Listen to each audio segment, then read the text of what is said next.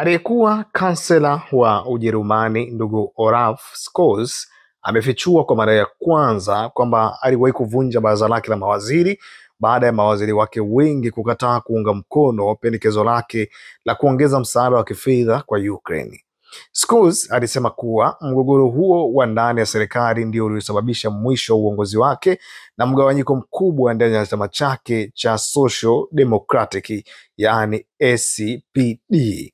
Katika mahojiano maalumu yaliyotangazwa na kituo cha televisheni cha Ujerumani, Scholz alisema, nilijaribu kueleza umuhimu wa kusaidia Ukraine zaidi, lakini nilikosa uungwaji mkono kutoka kwa mawaziri wangu muhimu.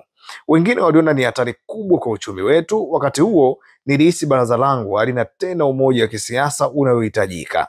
Kwa mujibu wa Scholz, mpango wa msaada wa dola bilioni 17 ulikuwa sehemu ya jitihada za Berlin kuendeleza msaada wa kijeshi, vifaa vya ulinzi wa anga na ujenzi upya wa miundombinu muhimu ya Ukraine, hasa baada ya mashambulizi mapya kutokea kule Urusi.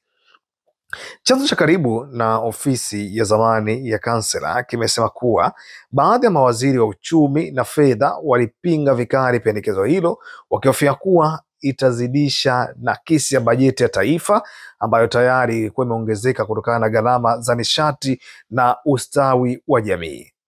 Wachambuzi wa kisiasa za Ulaya wanasema hatua ya Scholz kufichua jambo hili sasa ni jaribio la kujisafisha kisiasa, hasa baada ya ukosoaji uliomkumba kuhusu udhaifu wa maamuzi wakati wa uongozi wake. Baadhi ya wachambuzi wanatafsiri kauli yake kama ukosoaji wa moja kwa moja kwa wanasiasa wa Ulaya wanaopunguza kasi ya misaada kwa Ukraine licha ya mashinikizo kutokea Marekani pamoja na NATO.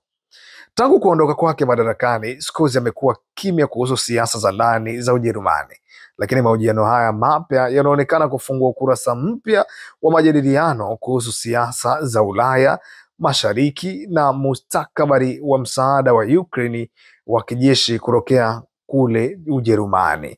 Kwa sasa serikali mpya ya Ujerumani haijatoa kauli rasmi juu ya madai ya Scholz, lakini maoni ya awali kutoka kwa baadhi ya wabunge wa upinzani yameonyesha kushangazwa na kile wanachokiita kukiri hatari kutoka kwa viongozi wa zamani wa taifa lenye ushawishi mkubwa barani Ulaya.